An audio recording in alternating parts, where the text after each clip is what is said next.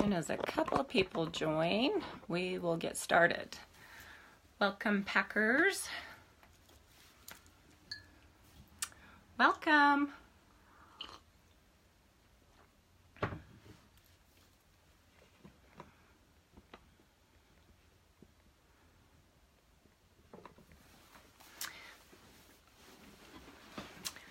Thanks, Leslie, for joining. Thanks, Susie, for joining. I'm really excited about today's topic. Welcome, welcome. Here I am.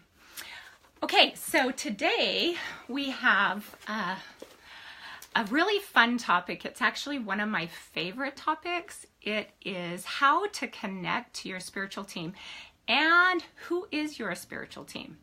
This is one of my favorite topics because my journey has been all about connecting with my own spiritual team. And sometimes we think that we're so far out there. I was just telling my sister Susie this week that, you know, when you have 1 foot on the planet and 1 foot off the planet, sometimes it feels like you're going a little crazy.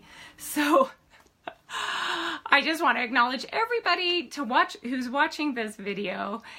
Having spiritual experiences causes you a lot of times to question yourself. Like, what is who is my spiritual team? Is that a real spiritual experience I'm having? Who am I connecting with? And all sorts of questions. So today I'm coming to you live from my home office. And what we're going to be going over is, what is a spiritual team, first of all? Who do they consist of? And why do we have them? And how do I connect with them? So first of all, let's go into what is a spiritual team. A spiritual team is a group of beings who are supporting you while you're here on the planet. And they consist of deceased loved ones, of course. They consist of spirit guides. They consist of angels. They consist of ascended masters. And when you understand that you have a spiritual team and that they are with you all the time, then it really helps provide a lot of comfort. If you think about what you're experiencing on the planet and what we all go through, we live in a third dimension. And on that third dimensional frequency, it can feel really scary and it can feel like we're really disconnected. So connecting to your spiritual team provides huge comfort. I know that the reason I am where I am today is because of my spiritual team, is because I have felt them, I've heard them, I've connected with them. And in my darkest hours where I have felt hopeless, despair, like I want to die, I have received comfort from them. And so it's why I am so passionate about it now. When you really allow yourself to connect with that realm, those spiritual beings, it provides more comfort than I would say anything on the planet could provide. So that's why I'm so passionate about it. What it's done for me in my life has been unsurmountable. Okay, so let's go into who they are. Let me adjust this camera here. We have a couple of different cameras. So, okay, spirit guides. Let's talk about who are spirit guides. These are beings that have been with you since birth. So they've been with you your entire existence, and they are beings that have been on the planet before. They've lived lives before, and they are here to assist you in creating a life that you want to live, whether you realize it or not. So a spirit guide, usually, well, people who are watching this video, more than likely, you have 2 or 3 spirit guides that you have made contracts with, that can contractually have been with you since birth. And these are beings that have walked the planet already, and they are you have created contracts with them. about how to assist you in really living a life that you love here. Okay, and we'll talk about how to connect with them. So consider 2 or 3 spirit guides that are with you. And then you have angels. Now angels, you hear the term guardian angel. A guardian angel is so broad, but it's to my understanding that we have, this is what I've experienced anyway, working with clients. We have a physical angel or a spirit guide. Now, the difference between an angel and a spirit guide, if we get down to semantics, is that angels are energy form, and they have not lived on the planet. They are forms of energy. And if you're going to see an angel, it's usually through maybe the corner of your eye, and it's just a different frequency. It's a spark. So it could be like a little, it's almost like a flash of a camera, the old cameras. That's what it reminds me of. So a flash of a camera out the corner of your eye, and you might catch one periodically. So angels are forms of energy that show up, and again, it's just a frequency. So sometimes you can feel that frequency and sometimes you can't. Angels are energy. Spirit guides have been on the planet before. They are human. Ascended masters have been on the planet before, and they are human, have been human. So they really get us. They have these contracts with us to assist us on the plane, to assist us on our spiritual journey. So we have the physical angel, a guardian angel that's watching over your physical body. Then you have emotional and spiritual angels, which I think are so cool that we actually have angels that are assigned to us, or guides that are assigned to us for those specific reasons. And I receive this, a lot of the information I get through my own experiences, and then of course working with clients over the past 17 years. And one of my clients came to me and said that when her mom passed, she walked in the room and there was a woman that was horizontal to her body. So she's laying like this, and there is a woman that is looking down on her, that is across her, just like that. And she asked me who this woman was, if I could pick that up. And so I just simply asked, and what I got was that was her mother's physical guardian that was over her body. That was the spirit guide that was assigned over her body to assist her body. So she's there as she's getting ready to transition out of her body. She's there to assist her transitioning out of her body, and for her to make the ascension. So it's really cool. Sometimes if you've been with somebody who's crossing over, you may be able to sense them. So I know that when my husband lost his wife and she crossed over, he said in the moment that her spirit left her body, it was a very calm, peaceful moment. It was one of the most spiritual experiences he had ever had in his life. And it was this exquisite peace that came over him as her spirit moved out, and he could actually see her spirit as it was leaving. So that's, and I know some of my other clients, excuse me, have experienced that, where you have actually witnessed the spirit of your loved one leave their body. So physical guardian angels, whenever you are having physical ailments, what I recommend is sitting down and do some automatic writing and connect to that physical angel, to that physical spirit guide of yours that's assisting you, because they are the ones that have the answers. They are the ones that can assist you in healing physical ailments that might have you really stuck. Okay, then you have emotional and spiritual guardians. Now, your spiritual guardian is the one that helps keep you connected to spirit realm.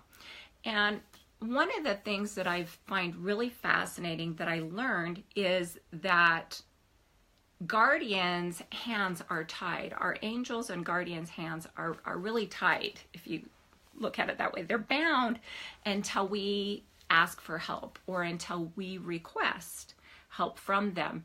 And I think it's so fascinating how much power we all have on the planet that we don't even realize how much power we have. But understand that the power of prayer is very real, and your requests are going out into the ethers. And it's interesting because the power of prayer is the power of intention, and you're praying all the time, whether you realize it or not, through your thoughts and feelings. You don't need to kneel down and say a formal prayer to be praying, because you're communicating all the time, and you're communicating what you think and feel, obviously through your thoughts and feelings, and those are the prayers that are getting answered. So let's say that you're praying that you can pay this bill coming up. Let's say that you might be short funds for the month, and you're praying that you can get this bill paid, but you're worrying that you can't pay that bill.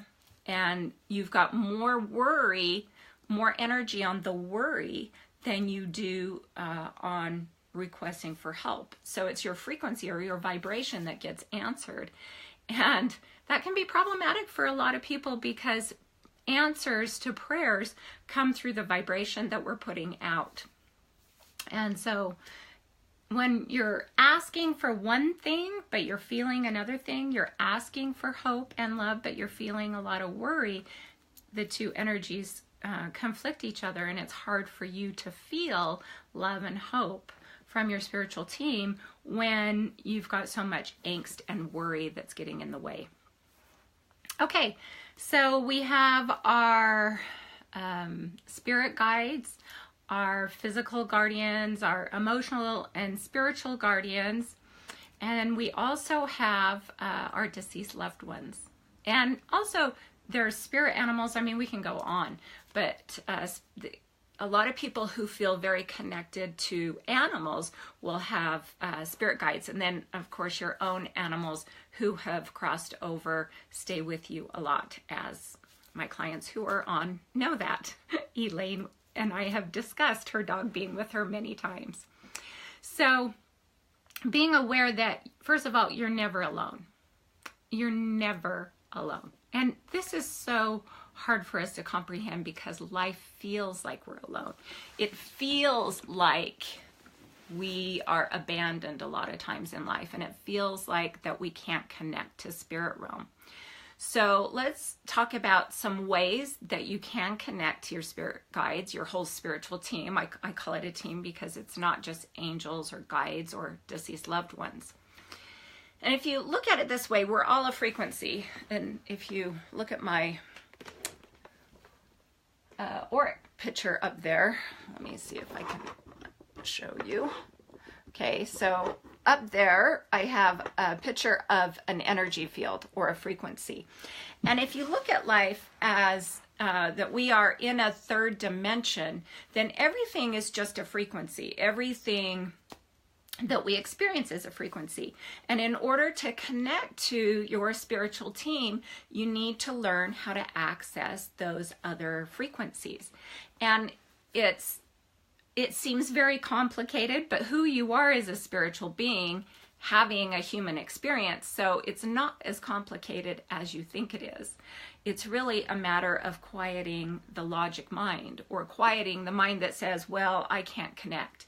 And any time that you have a thought that says, I cannot connect, it stops you from connecting. So go in with an open mind. When you want to connect with your spiritual team, what I recommend that you do is take your notebook, a blank notebook, and do what's called automatic writing, where you can ask a question. And what I'll do is I'll ask a question. I will write the question down. For example, who are you? I'll even ask, who are you? Who are my spirit guides? And who's with me and who's supporting me on this plane? And then get clear. Who do I want to communicate to? Do I want to communicate to a deceased loved one? Do I want to communicate to a spirit guide that is here to assist me on my spiritual journey? Do I want to connect to one of my guides that's designated for my emotional healing or for my spiritual and mental healing? Who do you want to connect with? So get really clear on that. And once you have to understand, once you put the energy or the intention to connect, it automatically will connect with that being. And our deceased loved ones, the way that I've experienced that, because they're not with you obviously all the time. Now, some of them are with you a majority of the time, depending on what's going on with their life and what's going on with your life. But let's go into deceased loved ones for just a moment and where they're at and what's going on with them. So depending on where you're at when you die, emotionally and spiritually, will determine where you go hereafter based on your intention. If you feel loved and worthy and you're not afraid of the light, then you will continue to go to the light. Now, if you are addicted, or if you are really egoically attached to this identity, if you are really attached to people, let's say that you are you're attached to your spouse, or you're attached to a girlfriend or a boyfriend, and you are really freaked out about leaving them, then that will keep you very present as well. So being aware that when you cross over, whatever you are attached to right now in your journey, let's say you were to cross over today, whatever you are attached to right now is what you will continue to be attached to over there. It's just not all of a sudden you're enlightened. That's not how it works. You have to work through those attachments. And a lot of individuals, in my experience, have been very attached to their looks. They've been very attached to their identity of what do I look like, attached to being in this human form. And that will keep you pretty earthbound, or at least very connected on the planet. If you had a lot of your identity was wrapped up in your home, your car, your belongings, and like I said, relationships, then that would also keep you on the planet. So earthbound spirits are bound by themselves. No one is binding them to the planet but themselves. So that's really important to know. And if you go into a haunted house, for example, that house is probably haunted, or beings are dwelling there because they have an attachment to that house. It could be that they built that home, or they want it used for a specific reason, or they want you doing a specific thing to the house. And Elaine and I have also discussed that with her home, being as old as it is. So I get to have a lot of cool experiences through my clients and what's going on with them. And when someone comes in for a session and they're healing abuse, for example, then abuse is usually passed down through the DNA. And so the generations of deceased loved ones will also show up in my client sessions so they can clear that abuse themselves. And they may be the perpetrator and they may be the victim. Regardless, that abuse has to be cleared. The emotional baggage that we create in the human condition must be cleared in order for us to vibrationally ascend.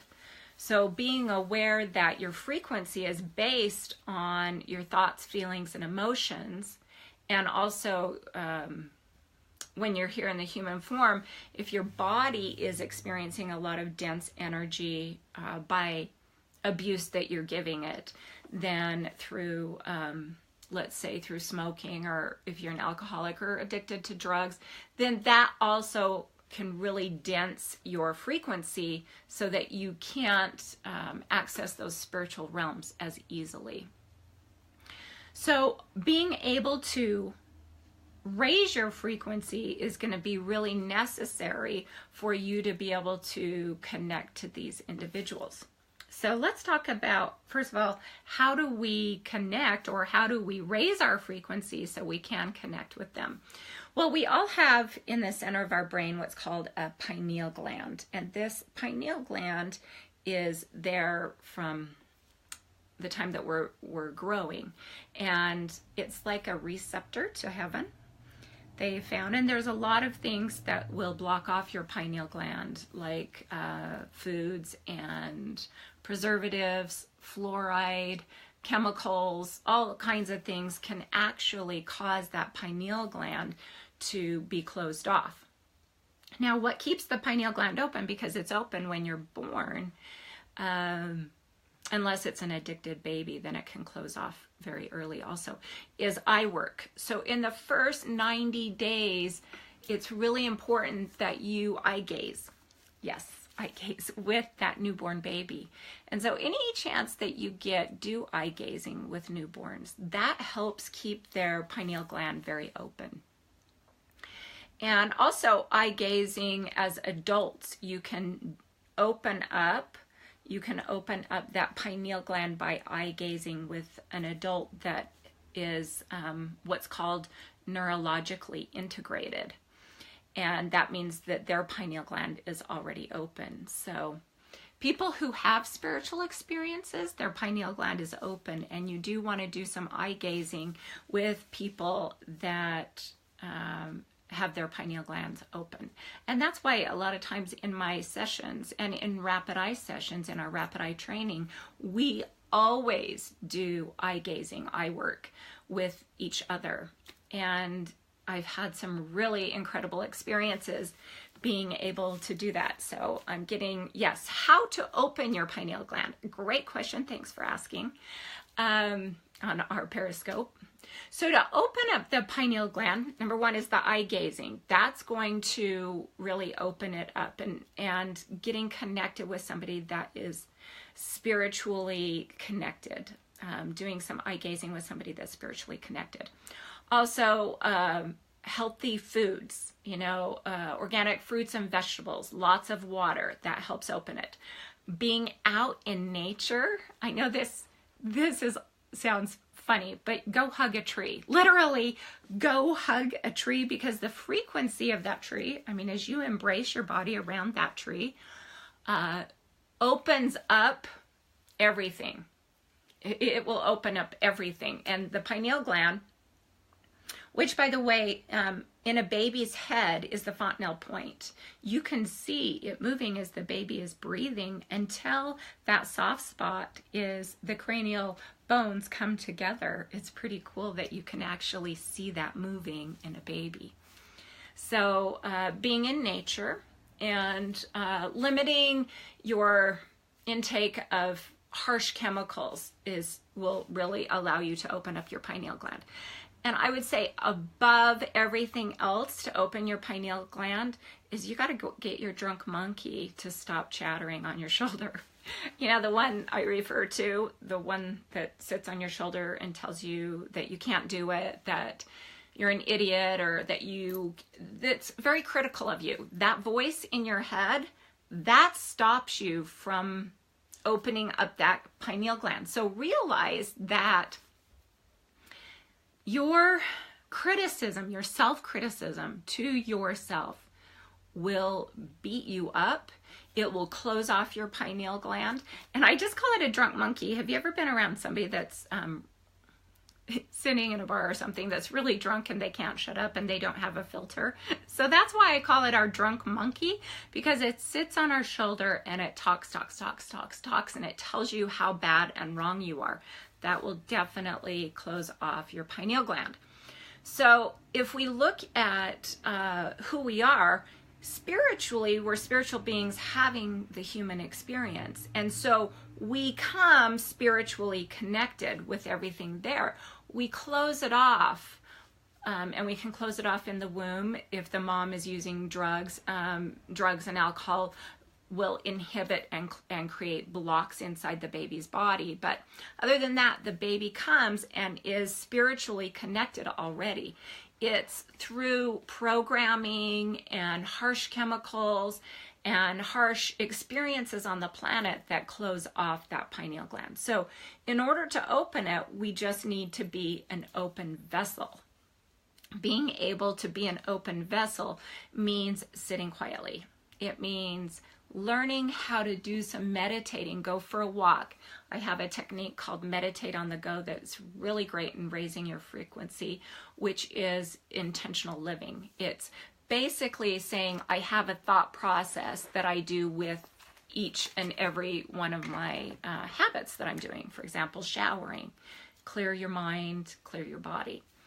Sit quietly in the daytime. Take a few minutes, set a timer for 10 minutes. 5 minutes of just gratitude. Just gratitude. And then 5 minutes of just clearing the thoughts. Notice the thought come in, let it go out. Notice the thought come in, let it go out. Being the observer really allows you to do that without judging your thoughts too much. So being the observer of your thoughts.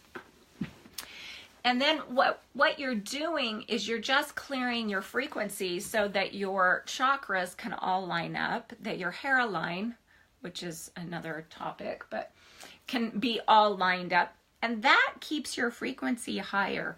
Also, having integrity in your life, creating a life of service, loving, obviously, will open up your pineal gland and keep you very connected. Connecting to your spiritual team, I highly recommend. If it's deceased loved ones, then even holding something of theirs. I wear jewelry from my mom and my mother-in-law, and it helps you feel very connected to them because their frequency is infused in metal. So being aware that you can connect with somebody by holding something that belonged to them.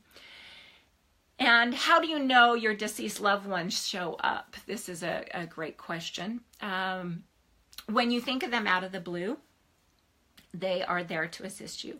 When I've had this one happen a lot. When you notice someone that looks like them and it causes you to do this second glance or second look at them, go, oh my gosh, somebody reminds you of your loved one. That's them letting you know that they're near. Music, very much so. Music is definitely going to connect you to a deceased loved one. Let's see, I've got another question. What could you do to connect with someone if you don't have anything they touched? Great question, Kelly. So as I stated earlier, having the intention to connect with them, let's say it's a loved one, a deceased loved one that you don't have anything that belongs to them. So just with your mind, I have the intention to connect with so-and-so. Just by thinking of them, it literally, and I have seen this happen, it is like wherever they are in the ethers, it's like a magnet and it pulls them in. It brings that person to you, and it is a literal magnet. Your thoughts and your feelings create a magnet that pulls your deceased loved ones in. And your spirit guides, they're always with you. Your angels, they're always with you. Now, there are angels that come and go, depending on when, for example, the Las Vegas shooting that just happened.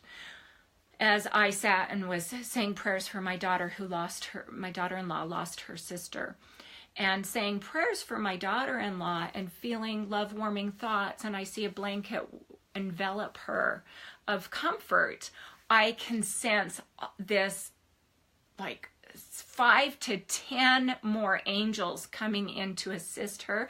This gets me emotional because it shows how powerful we really are. That these angels come in and just envelop her with love.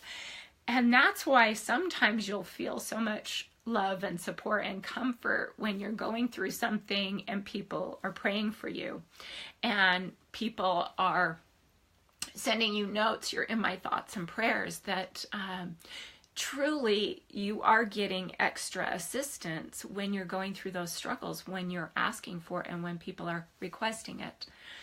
So having the intention to connect with your deceased loved one will automatically bring them to you. And I recommend doing the automatic writing. So ask your deceased loved one a question, and you can just write down a question and then put your pen down on the paper and just get your head out of the way and just feel your way through it. I have a video on my YouTube. I'll make it available for you, but it's on the Intuitive Life Coach Academy page on Facebook that talks about your clairs and your spiritual gifts, and we'll go into that another time because I don't want to overwhelm you. But you all have a spiritual entry point, and how you've had a spiritual experience. Do you hear? Do you see? Do you smell? Do you feel? Which you have a sense somebody's near you. Pay attention to how you experience spiritual experiences, because that will tell you what your entry point is, and then you can strengthen the muscle to all of them, and we'll do another video on that another time. I do have a course called Spiritual Connections. If this topic fascinates you, I do it live, and then it will also be coming online as well. So just to recap, your spiritual team consists of your deceased loved ones who love and adore you. And even the ones, I gotta tell you, anybody that has any issues with you, they need to clear them up in their life review. So they will come and visit, probably asking for your forgiveness and hoping to work through some issues with you if somebody has passed away, and that's a whole nother topic as well. Come in for a session if you want to do if you want to connect with your deceased loved one. I'm happy to help you do that. They show up in your sessions, like I said, because they want to heal these things. They want to heal physically, emotionally, mentally, and spiritually, and they no longer have a physical body. So if they had a lot of physical issues like addictions, then they need to clear them through their ancestors. Again, we could go on and on with so much with this topic. It's so fun and fascinating, but I do like to keep these videos down to 30 minutes, and we are about there. So, spirit guides, angels, deceased loved ones, animal guides, your animal pets that have passed on, they're with you. You have guardians over your physical body, your emotional body, your mental bodies, and your spiritual bodies to assist you in healing all four of those levels, because you must heal them, either here or there. And learning how to open up that pineal gland by just releasing the blocks in your system. Learning how to quiet the mind, having positive, loving thoughts. By the way, I'm going to say this right now. I'm going to take just a moment. This is really important. If you have any ill will towards anyone on the planet, it's a block. Yes, it's true. If you have disharmony or ill will towards someone, it's creating a block in your energy field, and it's harder to connect to your spiritual team when you have ill will towards other people. So clear it up, clean it up. I'm happy to assist you doing that. Really, when you can release all ill will, and when you can see life from another perspective, from their perspective, it allows forgiveness to take place. And we'll do another video on relationships. So everybody get connected. I'll do a little exercise with you before we finish, which helps you clear your frequency. So put your fingertips together, your tongue on the roof of your mouth, and you'll see I do this in all my videos. Take a deep breath up from the earth and down from heaven, and open, blend, and balance that in your heart center. Now notice as you get out of the day's worries and frets, how automatically you might feel a buzzing going on inside your body. So take another deep breath up from the divine feminine energy and down from the divine masculine energy, and open, blend, and balance those in your heart center. And feel what that feels like, the feminine and the masculine. Okay, then take a deep breath up from the experience that you're having on the earth, and then the spiritual learning that you're having about that experience. And open, blend, and balance it in your heart center. And I'm going to add my intention to yours that this week you can connect with your spiritual team. I really appreciate all of you for joining. You can share this video. I'll make it available on YouTube as well. And I'm also in the process of creating a little handbook on healing while grieving, because so many people are losing their loved ones that will be due out the end of this year. So it'll make a great Christmas present. Okay, put your tongues together. I can feel the frequency raising. Now we're going to do one last breath up from the grounding earth and down from unconditional love. Bring that in your heart center, and I'm just shooting it out to all of you now. You may feel loved and supported from your spiritual team, which is really cool because I can feel them all around you right now. Namaste. Thank you for joining, and join us every week. Mostly next week I'll be in Virginia, but I will set an intention that I can do it from my daughters next Monday at noon Mountain Standard Time. Namaste. Thanks for joining, guys.